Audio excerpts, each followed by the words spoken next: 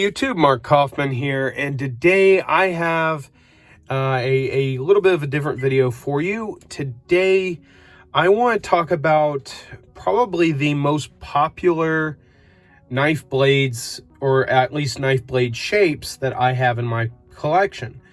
Now, as you know, I collect mostly Victorinox knives, and I do have a small collection of modern folders. And I don't usually get anything too wild. I don't go for tanto blades. I don't go for I do go for recurves occasionally, but I don't go for the deep recurves. I don't go for anything really wild, compound grinds or anything like that. Most of the time, I am going for either a clip point or I am going for a drop point. I believe this is a drop point. And then I'm going for spear points. So spear point, drop point, and clip point. Now this would, I think, would be called a Spearmaster or a spear point. And then this one also, I think you could call a spear point. So I usually go for these kind of blades. But first, before I get into this discussion and just talk about why I really like these kinds of blades, I'm going to have a drink. And I'm going to have it out of a special glass that I bought a few years back. And this glass is special not because somebody gave it to me, but because on the very bottom here, this is actually a 3D etching of Mount Everest. So this is a 3D mold that is pressed into the bottom of this glass as it is molded. And that is Mount Everest. That is the mountain. So that is what Mount Everest looks like from the bottom and from the top. So I thought this was a really cool glass. So thank God it is not the scale size of Mount Everest. It's just a small scale of it. And tonight I am drinking one of my favorite, I probably poured too much. No, that's fine. One of my favorite Irish whiskeys, and that is Paddy's. This is a cheaper whiskey, but it is one of the oldest Irish whiskeys that are still being made, and it is really wonderful stuff. So then here is the back if you want to read a little bit about it, and you can pause that. So that is what I'm drinking. They've recently gone through a rebranding. They kept the same logo and everything like that. It's just a new bottle. So cheers to all of you. Ah, man. A very light whiskey. Very light whiskey. I'm getting sunflower, wheat, honey. Not a lot of honey, okay? It's not that, it's not like, oh my gosh, Jameson honey or anything like that, or Jack Daniel's honey. It's not like that. A very light hint of honey, orange peel, slight bit of, I guess, of course, corn, a little bit of corn. Yeah, I'm going to dissect it a little bit as I go here, but that if you're interested in what that tastes like, that's a little bit of a general dissection of it. My God, I'm already at 4 minutes.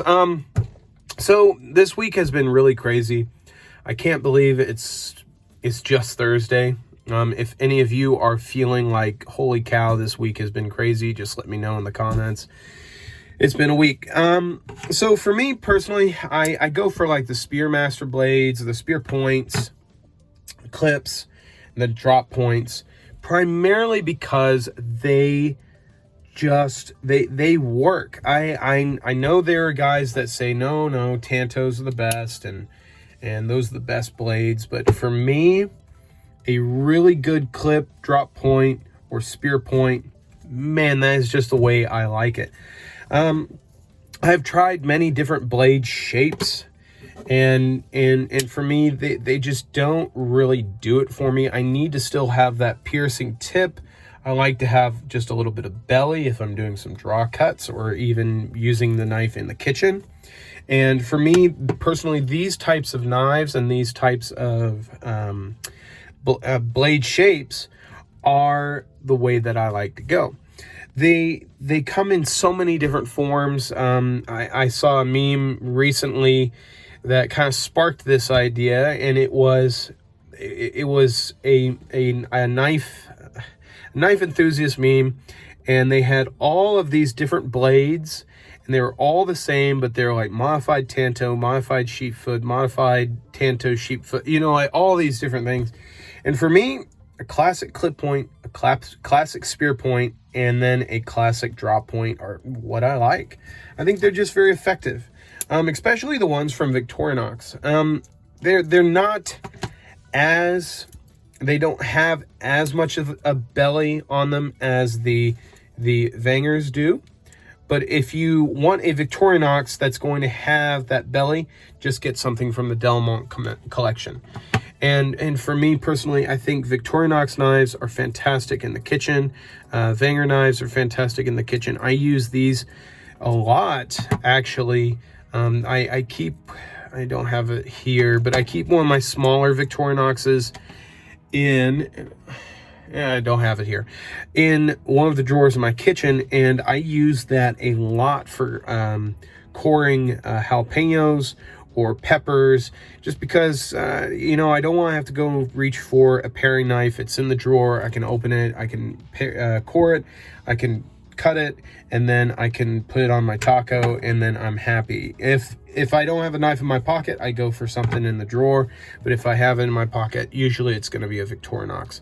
These things are so fantastic, and they're very robust, especially if you're going with like the Pioneer line. This is a Solo, or they've called it the Victorinox 1 now. They've renamed it. But if you go with one of these, this blade stock is very, very, very thick. Very thick, especially for a traditional. Let's compare it to the Chris Reeve and Cosi, Small and Cosi. And you can see there, it is a quite hefty blade stock compared to the Chris Reeve. And for me personally, I just find if you have like a slight hollow grind on it, or if you even have like a flat grind, or at least almost a full flat grind, man, these things can sing. They really cut through almost everything. So I really wanted to show you guys what I prefer in a knife, or not prefer in a knife, but at least prefer in my blade shapes, just primarily because these are so utilitarian. You can do good draw cuts, you can do a lot of piercing, you can also have a very good flat or hollow grind on them, and it's not really a lot of fuss when it comes to sharpening.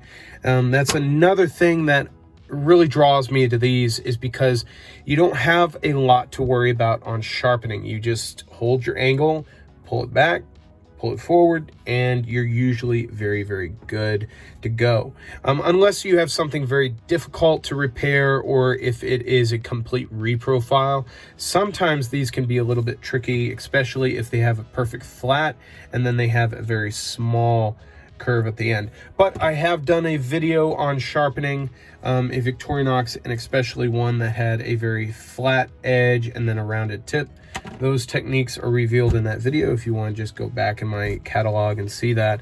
But for me personally, I prefer these kinds of knife blades and their shapes. These are just so simple. They're just really fantastic. So thank you guys again for joining me for another video. Cheers again to all of you out there, and I am feeling a lot better now. This has been one of the worst colds I've ever had, but then again, we've had quite a crazy amount of weather coming through Texas. So, oh well, you know. So till the next one, I will talk to you guys later. Bye-bye.